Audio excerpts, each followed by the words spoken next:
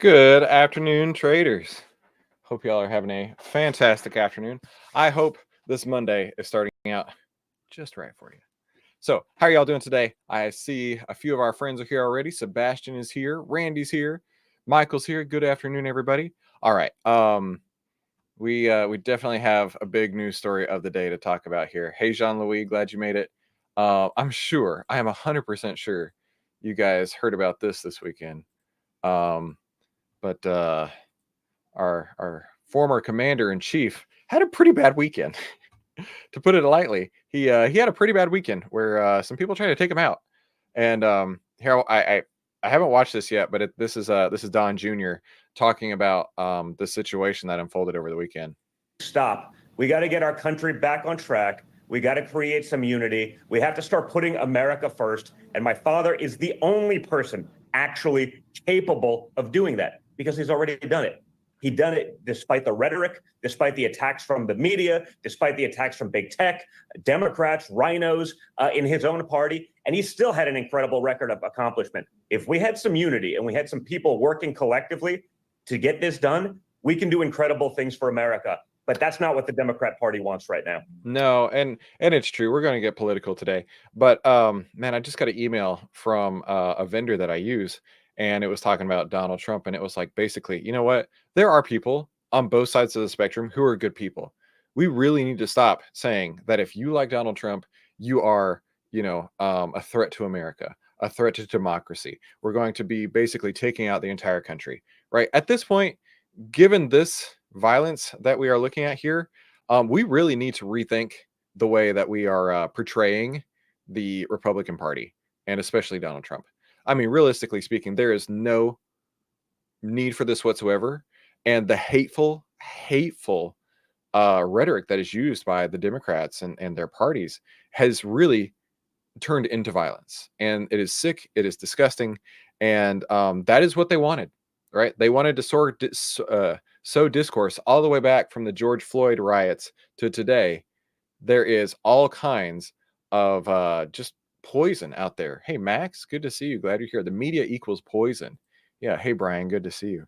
And it is just absolutely sick and disgusting that this is the point that we are at in America, where somebody decides that they're going to try and end Trump's life. Now, granted, I love conspiracy. I can't tell you how much I love conspiracy theories. I was telling my family all weekend, I love conspiracy theories, but this is one I'm afraid to go down because it's going to really make me feel like we as the American people have been let down by the Secret Service and by those that are in charge. But Trump called it years ago when he said fake news, right? And that fake news and the media portrayal of the Republican Party and everything like that has led to where we are today. Brian says that is definitely one way to look at it. Leo, glad you're here. Your dad put out a Truth Social post, and he said that God alone is responsible for his protection. He also asked for prayers. I saw your sister also tweeted that the anniversary of your mother's death was when is it? Is it today? Today. Yeah. So yeah. He has an angel looking out for him. He has God looking out for him, because how else can you explain for the bullet to pierce the top of his ear just millimeters from his brain? How else do you explain it? I mean, if there's ever been divine intervention that I've got to witness in my life, it was yesterday. I mean, that half an inch difference, and we're having a very different conversation. We're probably not actually having a conversation today. It's truly something special, and I hope that's just an omen for the future of our country, because we need it. But I got to tell you right now, I think that the Republican Party and Trump has basically solidified him being president, right? There is no better image. Let me see if I can find it real quick.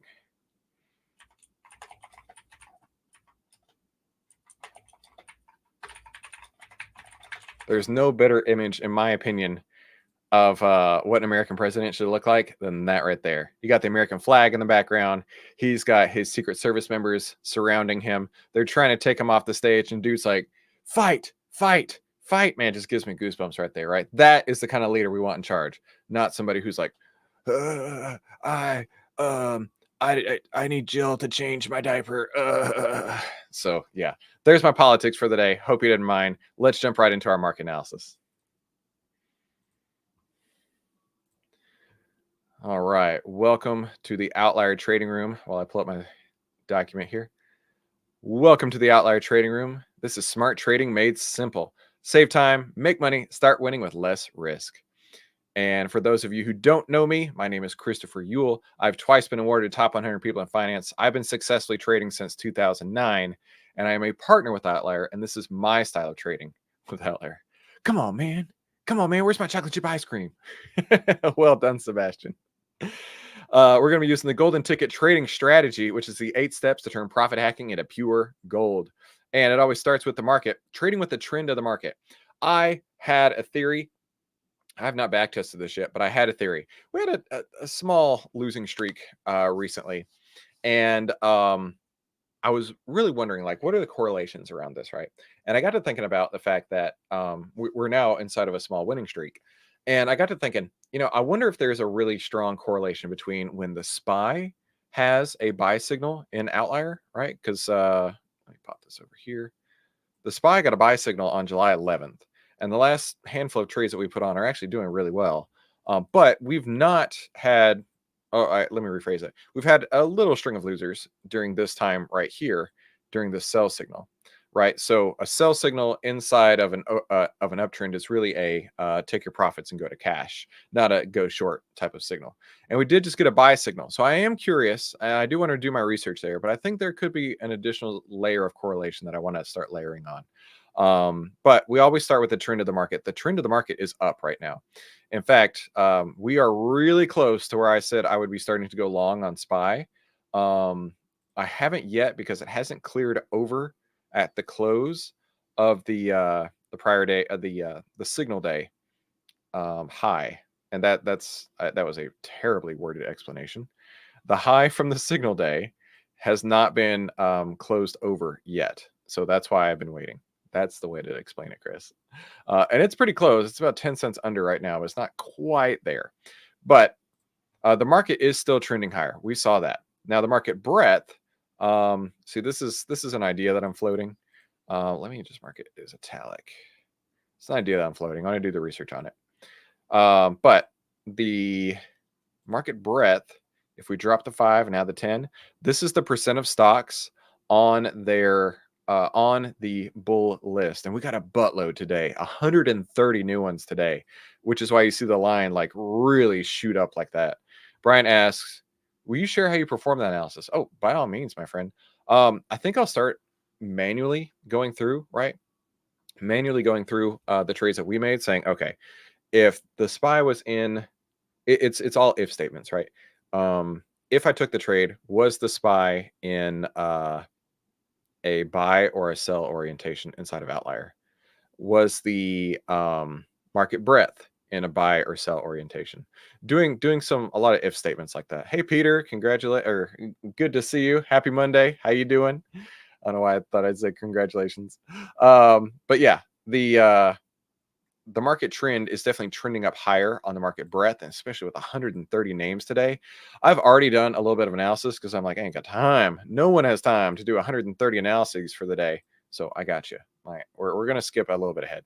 Now, before we take on any new trades, we're going to reduce risk before adding some new trades. And we're going to breeze through this real quick. BAC. This is about where I got in. Looking at BAC, it's not below a half ATR. It's not below the 10 EMA. And if we look at the heat map, I just want to see if the heat map has stalled yet. We got in at G14 at that line up here. G14, G15, G16. So no, it's continuing to go up into the greedier aspect. We said we'd get out at G24. I don't have reason to get out, so BAC stays on. AEM. This is one we rolled up last week. Still looking great. Not below the half ATR. Not below the 10 EMA. Let's go check the cylinder strength point on AEM. And the current heat map value. We got in at R1 and it's moved up to G5. So I said I would sell into strength at G13. We're not to that point yet, so AEM can stay on. Leo says, maybe include the sector signal also. The sector buy and sell. These guys. That's a good idea. I like that. All right. moving on, continuing on here. I like that, Leo. I like it a lot. In fact, one of my very favorite quotes, I actually have it pinned up on my wall over there. It says 40% of a stock's price movement was due to the market, right? So that's why we let the market tell us which direction it's going. 30% is due to the sector. So I really like where your head is at. And then the final 30% is the stock itself. So I like that, Leo. I'll definitely be taking a look at that. Brilliant idea. So AEM stays on. BAC stays on. NEM. So it's not below the half ATR. It's not below the 10. It's pointing upward. Let's see on NEM, the behavioral heat map. I'm going to zoom in. It went from G1, G3, G5. So that's continuing to move up. And I'd said I get out at G11. And so I don't have any reason to get out just yet. So those three stay on. However, one of our friends is not looking as good as the others, right? 3 out of 4 are working today. One guy needs to get out of the way. And that would be UL. There was some news on Unilever. In fact, let me pop this open. A.O. Smith agrees to buy water purification, which apparently is part of Unilever. I don't know. I was hoping for more detail than that. So yeah, part of Unilever. Yeah. A.O. Smith agrees to buy a water purification business, Puriet, from Unilever for $120 million in cash. And apparently the market doesn't like that. So because of that, we do need to bounce, right? It's below the half ATR. So let's go open the trade. I'm sorry, not open. Close the trade in UL. UL.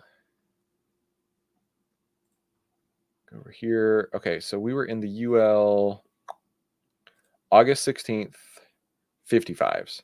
So we definitely need to close that. The UL August 16th, 55s.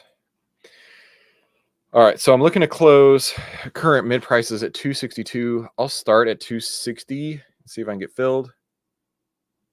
All right, I'm out. Fill price was 261. 261 was my fill price on there. So I'm out of UL at 261. Let me update the Discord. I have not had it, as you can see, I have a lot of unreads on here. I've not had to take a look at it over the weekend. Okay, here we go. We're going to reply. We're out of at 261.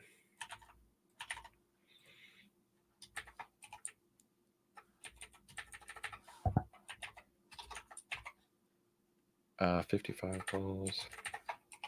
Pardon me while I sneeze. Oh, geez. For 261. And let me do my details. By the way, I spent 3-ish hours over the weekend getting my sound settings right. So if it sounds good to you, will you let me know? I want to make sure that I did it correctly. If it doesn't sound great, let me know as well so I can make it go sound correct. But I feel like it's sounding like it's supposed to. Okay, so we got in at 320. Just got out 261. Today is the 15th. All right, so on that option, it was an 18.55% loss, which did what to my portfolio? Not a whole lot. Oh, no, that's the wrong position size.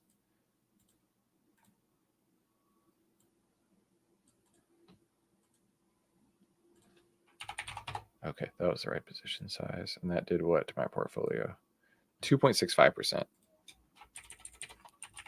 I was hoping it would be less than that, but 2.65%. I'll survive with 97% of my account. 97% and change. I'll be all right. Oh, thank you, Michael. Appreciate it. Great sound so far. I appreciate it. Yeah, thank you. Thank you.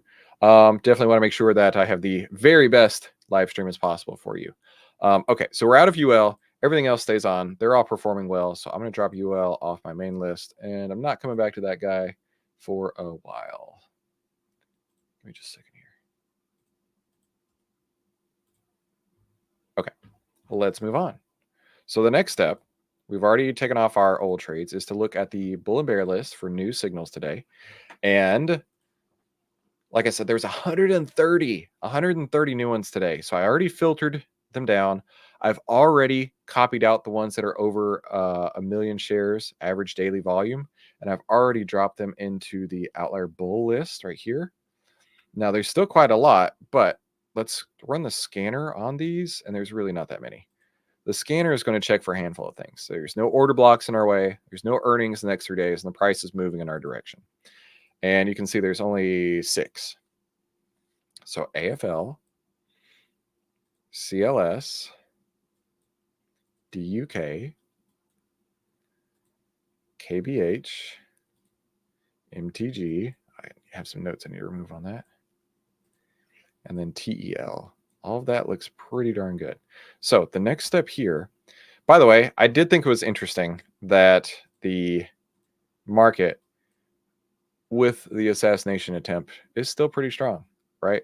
I would hate to see, it up 2, 3, 5% or whatever, and then them say, oh yeah, because Trump almost died, the market is up because people are so stoked that he almost died, right? Because of course the media is going to spin it that way. But just curious to see that, right? And we do have that buy signal that came through just a few days ago. But it's still not where I want to see it just yet. So of these 6, we need to check the outlier signals back test. Now, one of our friends, I think it was Goran, showed me a really simple way to do this. And so let me see. Give me a second here. I want to do it in the easiest way possible. So we take this and move it over. And then I can take this list here. It's alphabetical, so I can pop it open like this. AFL, CLS, DUK, that's Duke Energy. I've traded that a few times. KBH. Load more.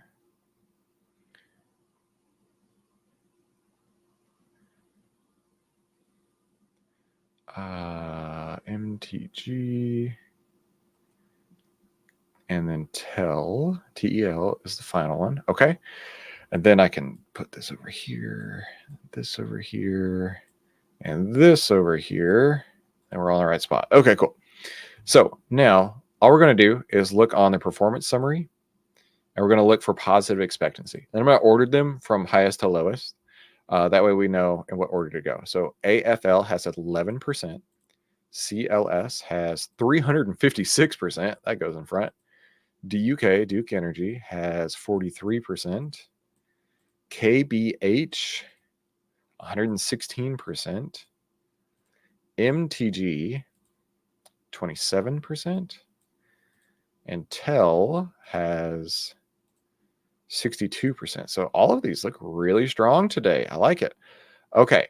Real quick, I want to go to Dev. I mentioned this on Friday. The Dev portal has access to a scanner. It's not available in our production portal yet. Just a second. This is loading. Okay. So this is Dev. Curious to see what it looks like right now. Okay, so here's that scanner we were talking about. Okay, it doesn't look like a lot's changed since last week. But I mean, everything I see on here is definitely going to be changing soon. So like I can hit the uptrend indicator. I can hit whatever sector I want. If I want a sector, outlier signal return, positives, capital efficiencies, maybe, maybe not. 30-day average volume, over 1 million. Current signal status, buy. Price correction. Oh, Mahesh was telling me about this one. He likes this one because he wants to see something that's had a pullback and then going forward, where and then you can describe how much correction. Oscillator moving up. Apply filter, and then you can change the market cap to be whatever, price range to be whatever, heat map value. Let's say we could do whatever. And then, I mean, like I say, this is in dev, so it's still being worked on by the developers there. But yeah, this is cool. I can't wait for that. It's going to save us a little bit of time. I like it. Okay, so the next step is to look at the breadth sector, right? So Leo talked about the sector buy or sell signal. One thing I have been including is the breadth of the sectors. So let's look at technology.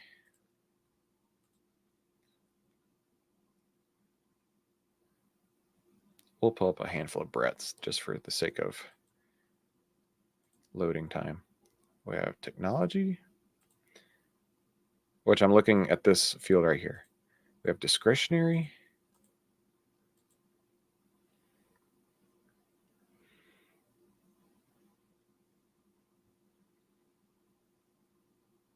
Load faster. That's utilities. That's financials. There we go.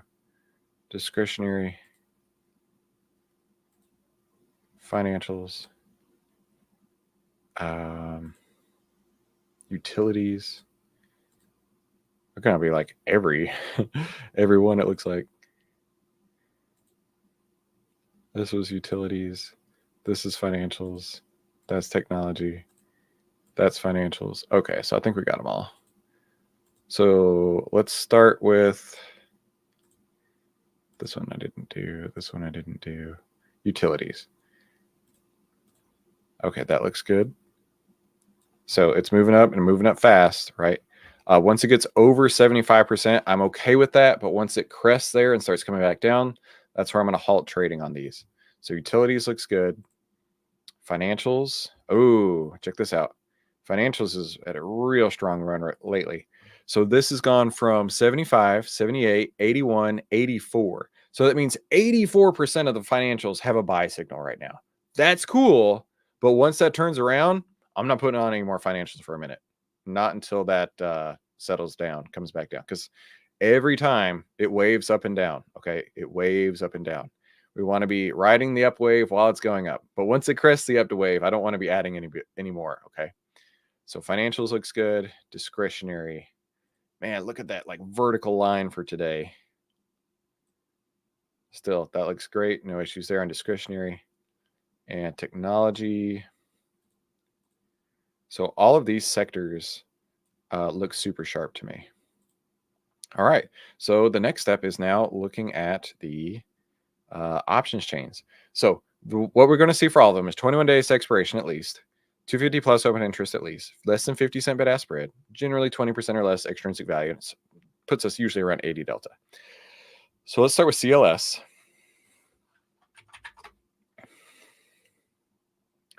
Let's do August 16th because July 19th is too close.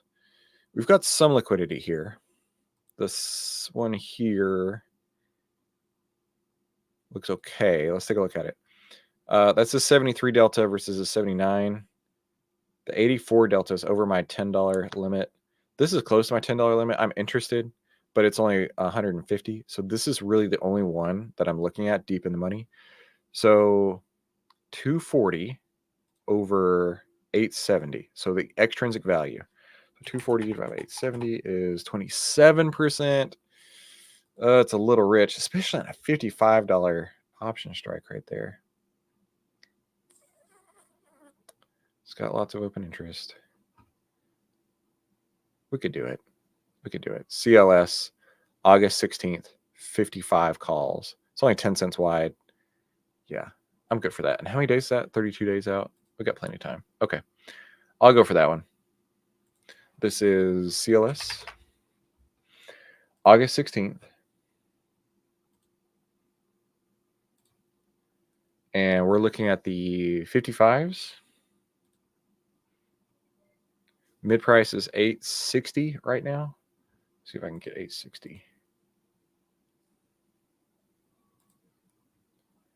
Okay, CLS, August 16th, 55 calls, putting in the order 860.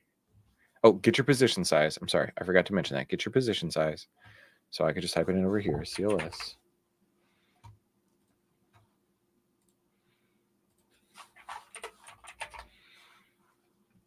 All right, I got my position size.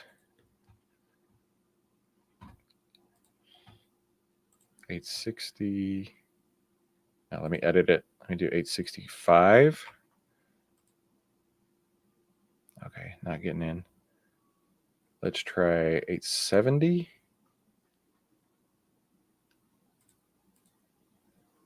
Okay, I'm filled. Average fill price is going to be 868. 868 was my average fill price. So let me put that in the Discord real quick.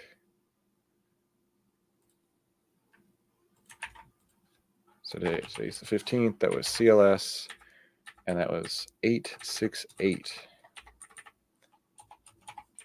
A 55 strike. The UL 55 strike was 321. That's what I mean. That was a really expensive option. Okay, whatever.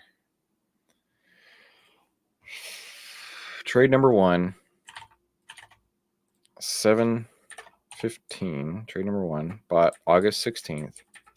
CLS. 55 calls. Yeah, that's what I mean. I just thought that was really expensive for what it is. But, I mean, it's trading at 61, so it doesn't have all that much extrinsic. CLS 55 calls. Average price was 868. And it's currently trading at what?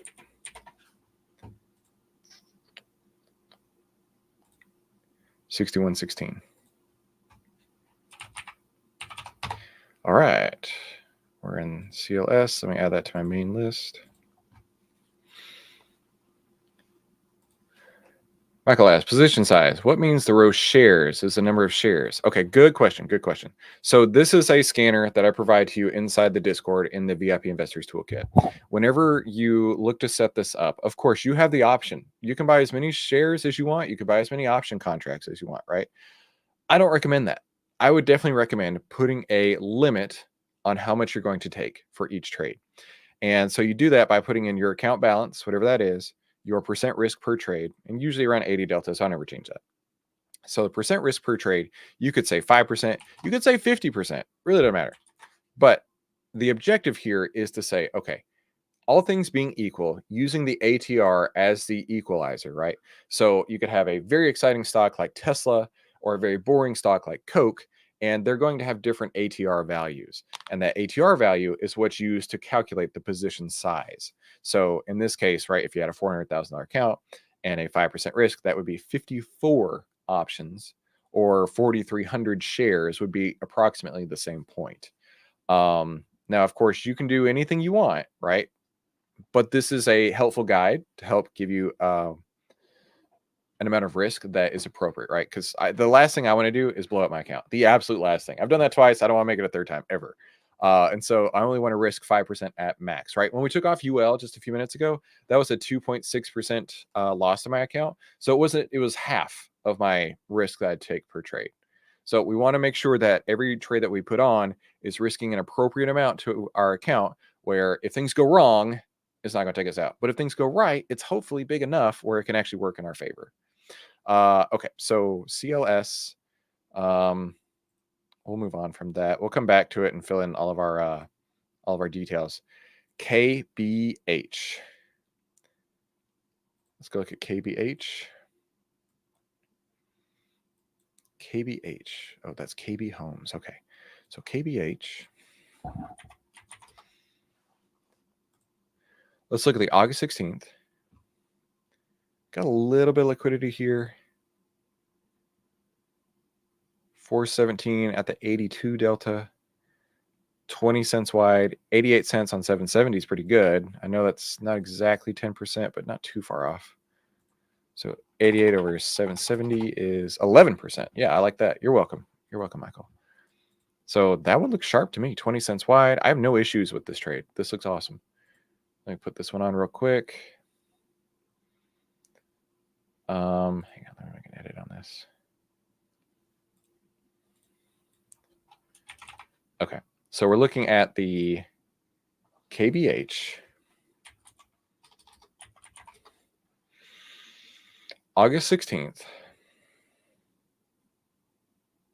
70 calls. Current mid price is 760. Okay. Get your position size as well, right? So let's just drop this over here so we can be on top of that. So KBH.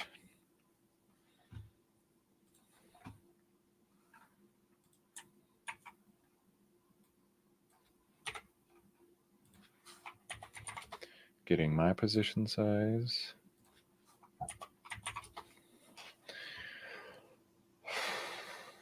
All right. Let's go into here. KBH, 70 calls. KBH, August 16th, 70 calls. And let me see if I can get filled at 760 is the mid price. I'll try 760. All right, that's working. Not getting filled. Let me try 765. That's probably going to filled right away. Okay, we're in 765. Lock it in. Lock it in, KBH 765. This is trade number 2 today.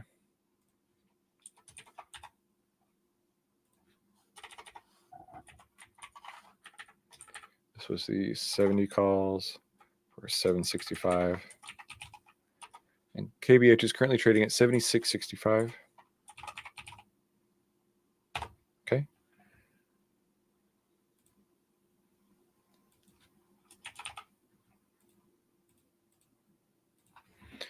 All right. So CLH, KBH, CLS, KBH are on right now. We'll come back to this.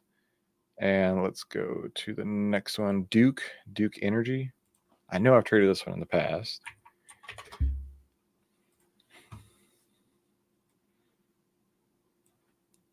Give me a second here. See how much.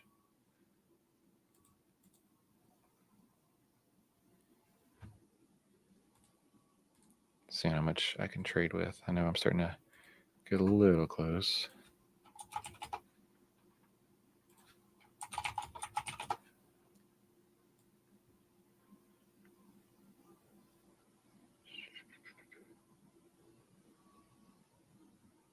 Okay, here we go.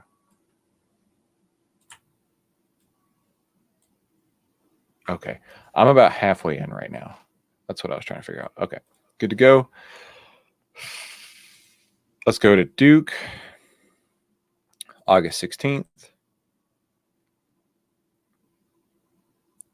Yeah, lots of liquidity. All right, at the 79 delta, 804 open interest. 30 cents wide is a bit wide. See what I mean? Like this is a $6 option on a $100 strike versus a $8 or whatever dollar option on a 55 strike. By the way, this is like $1 wide. I don't know what's going on with Duke, but I'm not trading something that's $1 wide. So I'm not going to trade Duke. Let's move on to the next one here. MTG.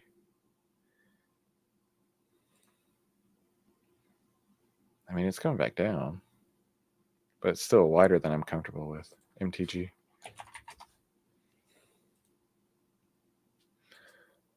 Oh, nobody's there. Okay. Not going to trade MTG. There's not enough liquidity at all. Next, TEL, TEL. August 16th. There's no liquidity there either. 1, 2, 38.99.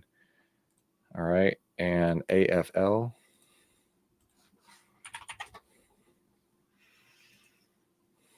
Oh, yeah. Lots of liquidity there. Okay. Around the 80 delta. Oh, still, that's like $1 wide. 880 to 970. I'm not going to trade that. But this one here is 732, 650 to 680. 88 cents extrinsic. 88 cents extrinsic divided by 680. Just 13%. Okay. That looks good. 30 cents wide, 732. Okay. AFL.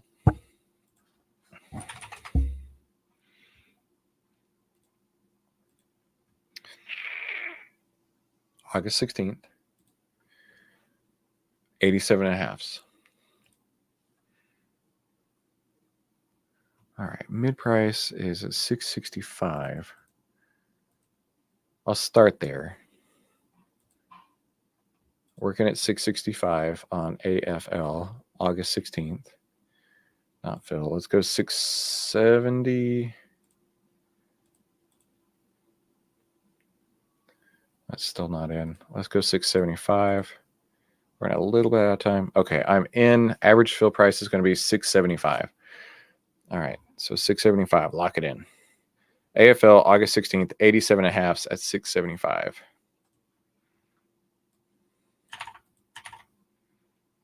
Trade number 3. AFL. 87.5 calls. 675. When trading, what is AFL at right now? 93.27.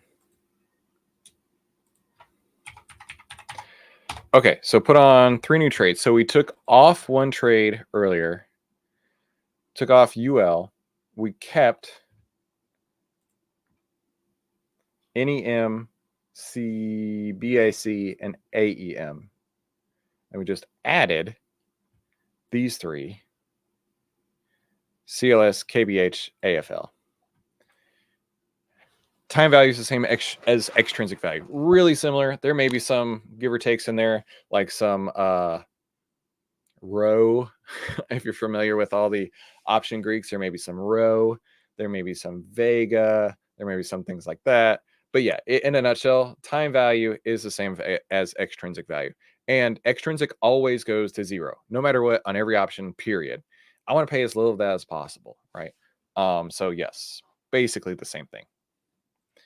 All right, so with that being said, let's go ahead and fill in all of our exit points on these 3, and then I'll send you on your way. So I'm going to close Duke. I'm going to close MTG. I'm going to close TEL. So we got those 3. Okay. So we're going to do this. We're going to split screen with this.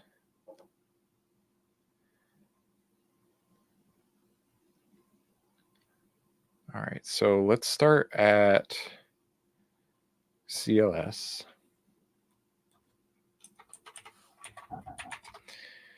Then we'll add KBH and AFL. Move this over. All right, CLS, we got in at 61.16. So I'm going to put this here. That's not CLS. That's CLS. 61.16.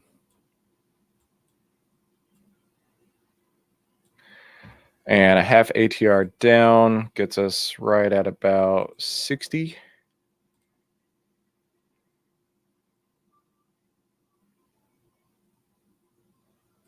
Okay. 1 ATR up is 63.43. Very cool. And the last one, 2 ATR ups is 2 ATR up is 65.72.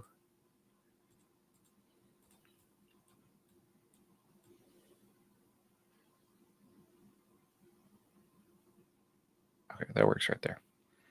All right. And then we want a cylinder strength on CLS at, it's currently at a heat map value of G31. So the deeper in there, the more likely it is to snap back like a rubber band. So that's why at G value that high, I'm only going to go with the 5-point spread. So G31 is going to make G36 cylinder strength.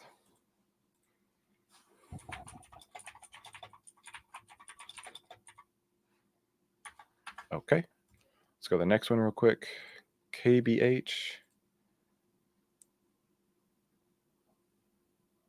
So KBH we got in at 76.65.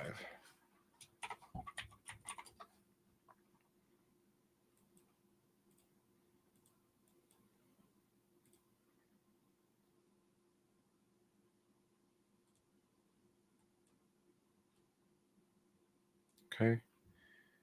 And KBH on here. Half ATR down gets us around 75.34.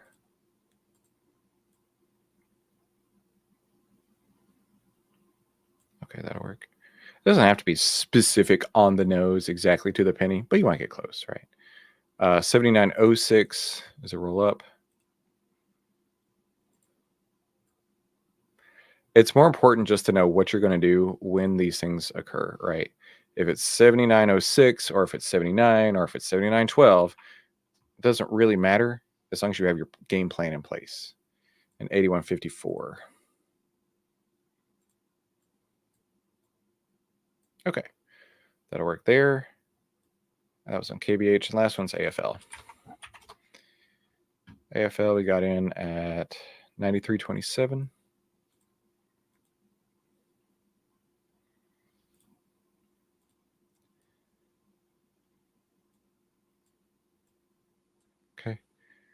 And we're looking at a half ATR at 92.57.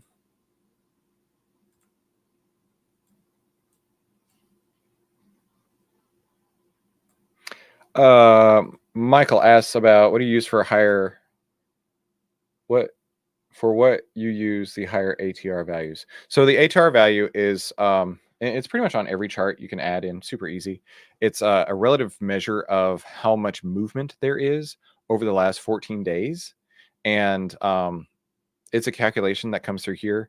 I mean, my calculation came in at $1.28 versus $1.30, so it's gonna be really close. The reason we do that is to balance risk, like I was saying. And then rolling up is also one of the most amazing things I've ever found. Leo, BAC earnings tomorrow. Really?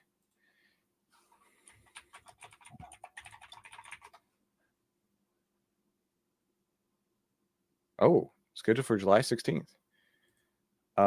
Is that after the close or before the close? Or before the market open? It's the 16th before the market open.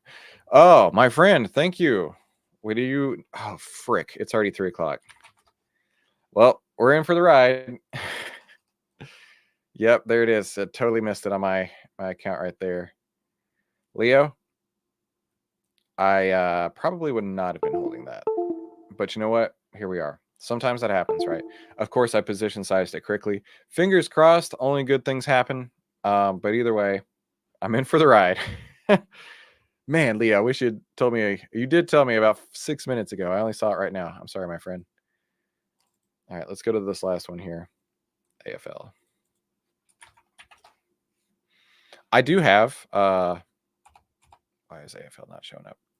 I do have criteria for when a stock is coming to earnings. I'll show that for just a moment. In just a moment. Let me fill in this real quick.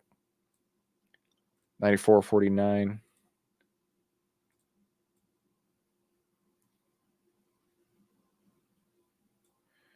$95.77.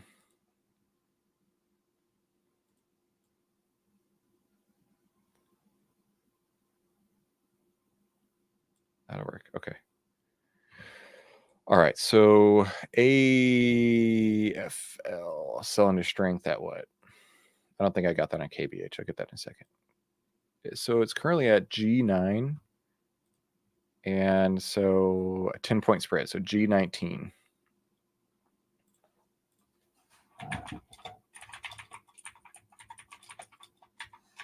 Okay. And then lastly, let's do KBH. I don't think we covered KBH. Yeah, we didn't. Okay, KBH.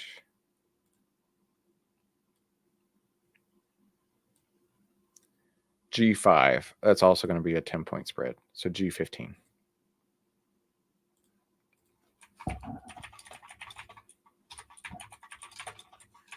Okay, done with that. Okay, let me cover my earnings criteria real quick. Leading in earnings. Is the trade already profitable? Actually, yeah. BAC is a little bit profitable. Not a whole lot, but a little bit. Oh, not BA, BA. BAC. A little bit profitable. Second question. Pull this up. Does the expected move break the trend line we're following? So the trend line would be like the 10. Does the expected move break that? Or in this case, really the half ATR. Does the expected move go down past here, 41.50? Easy, easy. So the way you do that is you go to the closest expiration. One and then the other. So you're buying an at the money straddle. Okay. So this is $1.54. You take 85% of that. So 154 times 0.85, $1.30. So it's saying the expected move can be $1.30 up or $1.30 down. Now, of course, since I'm in, I want it to be up, but we need to be prepared. That's the expected move. It could go either way, or it could go nowhere, right? That's the expected move somewhere in between $1.30 up and $1.30 down. So I'll leave these marks on here, right? I'm not going to close it either way until the end of the day tomorrow. That's just how it goes. But yeah, if it does break my trend lines, then I would get out. Otherwise, I would hold. So in this case, I would definitely have gotten out.